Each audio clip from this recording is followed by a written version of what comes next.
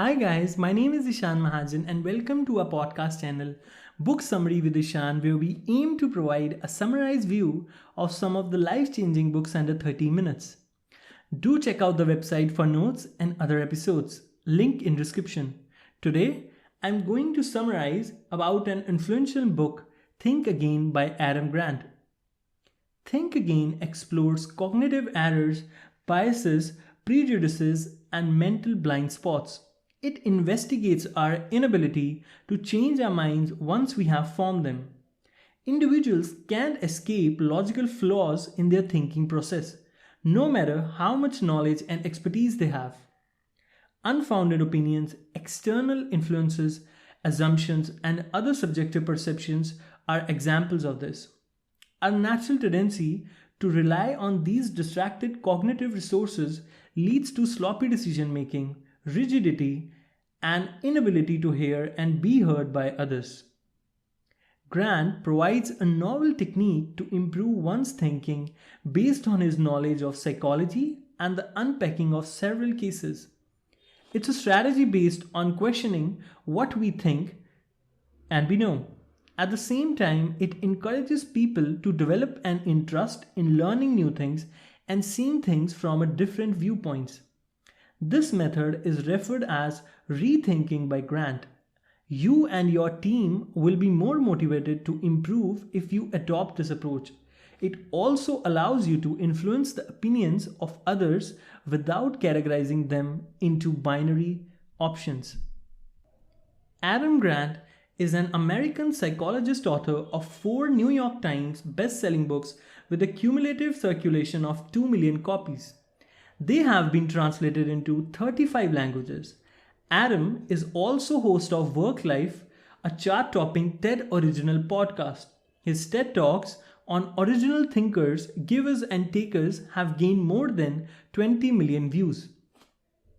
Let's move to the book summary of Think Again now. Conventional versus alternative view of intelligence. Grant begins his book with a narrative set in the year 1949. A large wildfire was being fought by a team of smoke jumpers. Despite the fact that it slowed them significantly, most team members kept their equipment as directed. There was only one person who defied orders. He came up with an alternative approach thanks to his ability to react quickly. It eventually assisted him in surviving. Grant contrasts a traditional approach to the impression of intelligence with an alternative method using this narrative. We have come to think of intelligence as the ability to think critically and learn new things. The author, on the other hand, proposes viewing it as the ability to reconsider and forget what you have already learned.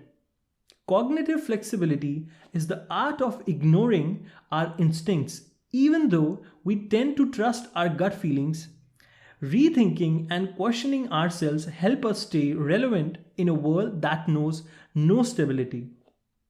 Even constitutions admit amendments, so why should we prohibit amendments in our thinking process? As Adam Grant correctly points out, even constitutions accept amendments.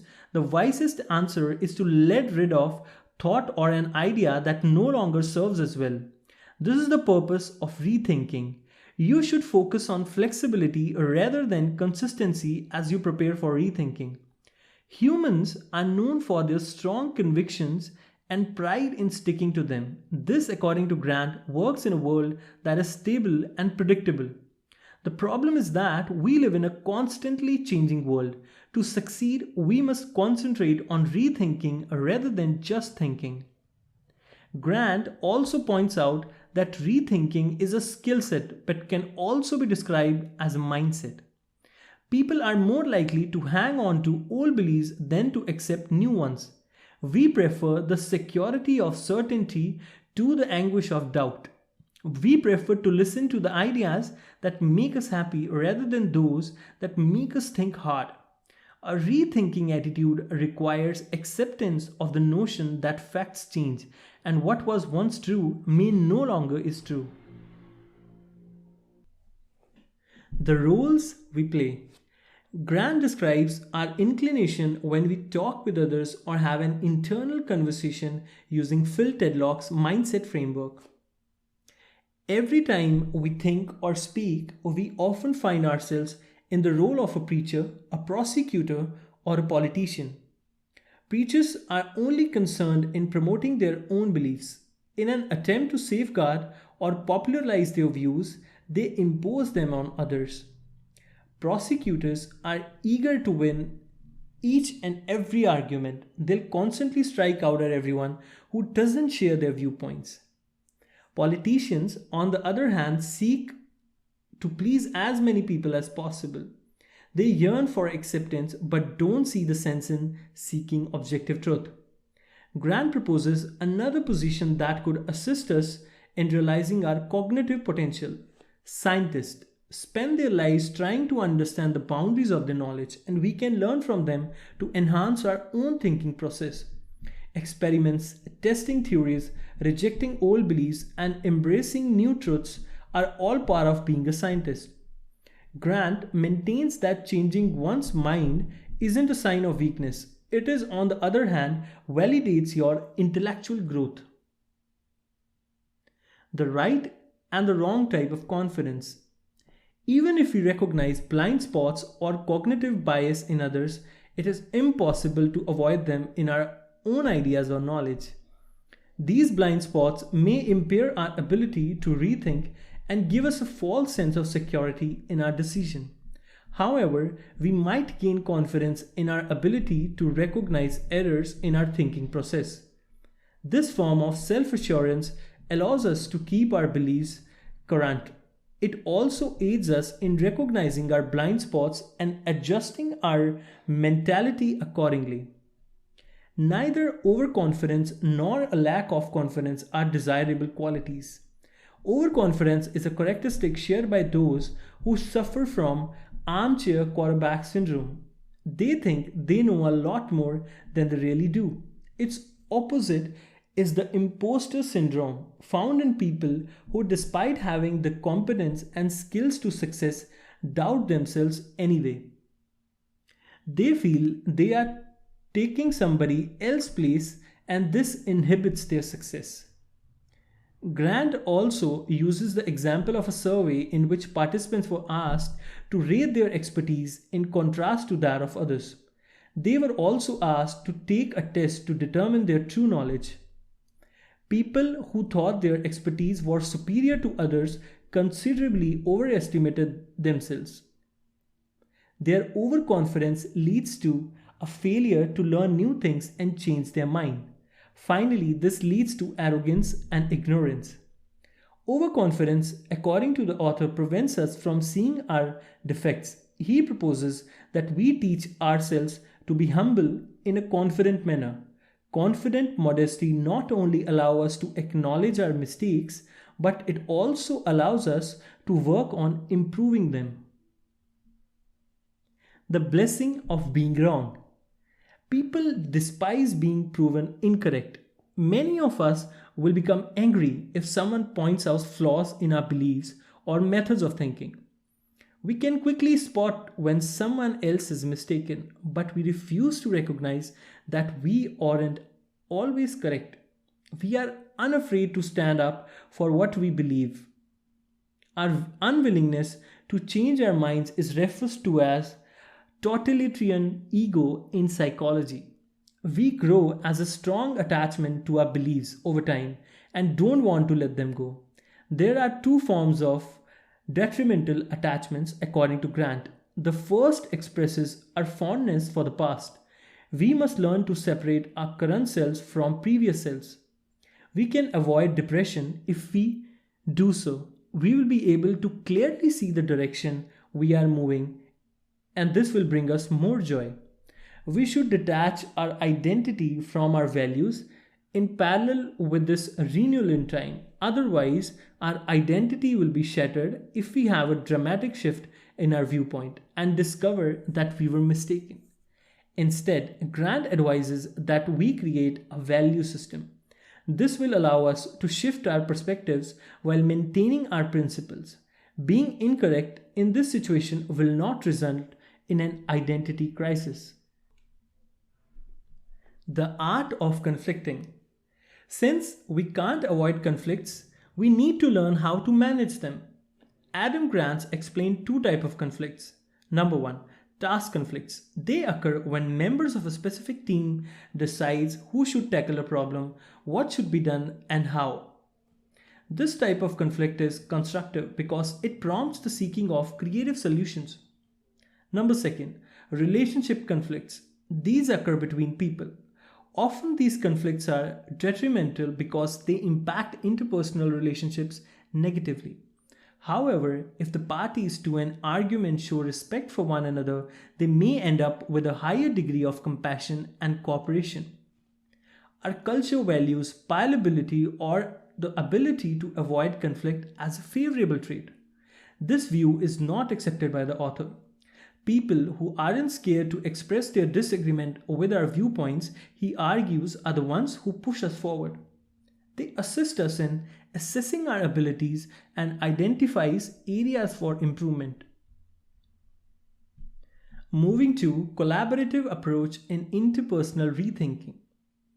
Grant begins this part by using Harish Natarajan, an international debate champion, as an example. He argued in a debate that the government should not finance preschools, which is an unpopular position.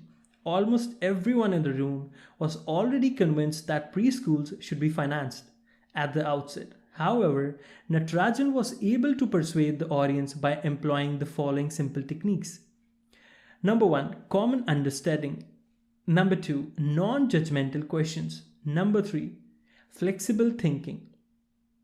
The collaborative approach is how Grant characterizes this excellent tactic. It encourages the audience to think like scientists through humility and inquiry. Even so, in arguments, people frequently use the adversarial style, which depends on preacher and prosecutor ways of communication. Grant advises avoiding overwhelming rational arguments such as those used by a logic bully. In order to assist others reconsider their opinions. Even if you are accurate, the other party will be left with a bitter taste in their mouth. Finding common ground and expressing curiosity through inquiries is a more effective strategy. These questions allow the other person to come to their own conclusions, which is more powerful than using logic or reason to destroy them.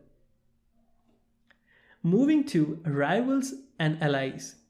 Rivalries are an unavoidable element of our everyday lives. They can be found in athletics, business, and interpersonal interactions, among other places.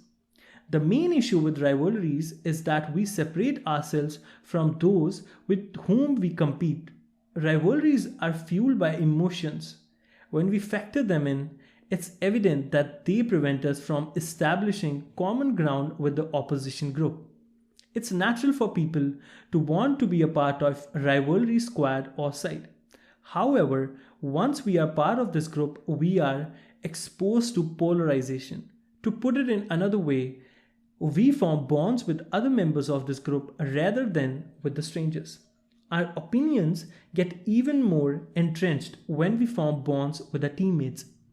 Think again offer 3 exercises to help us rethink our rivalries. Number 1, find a common identity with your opponents. Number 2, spread empathy towards the entire group after applying it to a single member. Number 3, understand that our stereotypes are arbitrary. Let's move to our next topic, motivational talking. Grant gives an example of how simply asking questions can be quite beneficial. A Quebec lady, for example, has given birth to a premature kid. The mother is an anti-vaccination, yet a measles vaccine would be extremely beneficial to her child. A vaccine whisperer was hired to persuade her to change her mind. This individual employed motivational interviewing to reassure the mother and persuade her to reconsider her position. The 3 pillars of motivational interviewing are open-ended questions, reflective listening, and encouragement to change. An interviewer makes no attempt to convince or counsel the subject. Instead, they serve as a guide to assist an interviewee in reaching a favorable judgment or a decision. The major characteristic of motivational interviews is that they don't come across as arrogant. Rather, they make their interlocutors feel intelligent. Moving to binary issues. The last third of Think Again is dedicated to assisting groups in adopting the rethinking method. Grant begins this part with another example, this time from the Difficult Conversations Lab at Columbia University. When speaking to a group, they discovered that portraying issues as black and white, that is binary, resulted in polarization. When a subject is unpacked in all of its complexities, however, many points of the view emerged. As a result, the group was able to have more productive discussions and work together more effectively.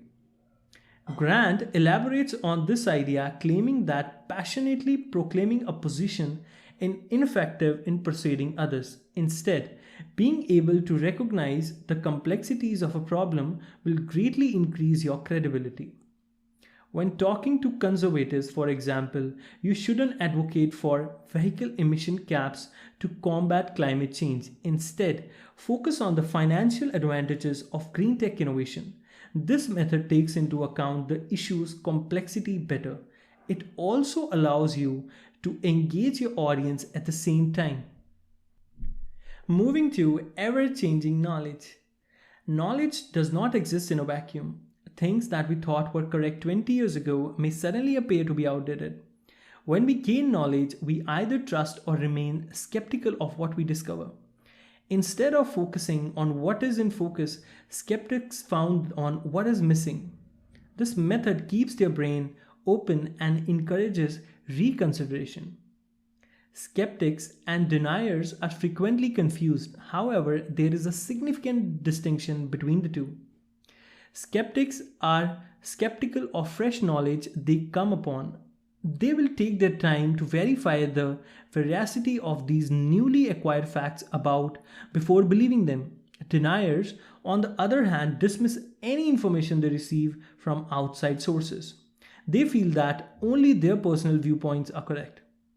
They normally assume the role of a prosecutor, preacher, politician, whereas a skeptic is a prime example of a scientist. Think Again also takes a closer look at the role of a teacher in learning. A good teacher gives us food for thought. A great teacher helps us find new ways of thinking. The instruments we can use in evolving our thinking process are fact-checking, rejection of popularity as a proxy for credibility, and differentiation between a source of information and its sender. Moving to collective rethinking in corporate culture. Changing organization culture is also a part of collective rethinking. Psychological safety, for example, is promoted through a culture of collective rethinking, which allow team members to take chances without fear of punishment. Employees are more ready to report concern in these type of groups. Based on the information gained through its blunders, the team can collectively revise its perspective. An organization that respects collective rethinking checks the following boxes. Number 1, it avoids best practices as it assumes the team member has arrived at an optimal solution. This type of belief will prevent effective rethinking. Number 2, there's no obsession with results. Such an obsession might help in the short run but will impact long-term success. Organizations should remember that good outcomes are not always the result of good decisions. Number 3, every team member is willing to ask themselves and others, how do you know? Organizations that successfully embrace learning culture welcome experiments. For them, rethinking becomes an integral part of their activities. Eventually, it becomes a routine. Moving to the last topic, avoid keeping your eye on the ball. Making plans in our nature. We have ideas about where we want to live, who we want to marry, and how big our family should be. We tend to set boundaries with all of this in mind. They may, in the best case scenario, assist us in achieving our objectives. However, they frequently give us tunnel vision, preventing us from seeing better options. Worse, if our plan doesn't go as planned, we frequently wind up devoting more time and resources to rectifying the situation. Alternatively, we may simply ask ourselves, was this a decent plan? The key of rethinking is to question your plan rather than execute it at all costs. Determination to success is great, but it has the opposite result if it leads to mental rigidity. I hope you like the book summary on Think Again. Thank you so much for listening to this podcast. Stay tuned and we'll be right back with another book summary.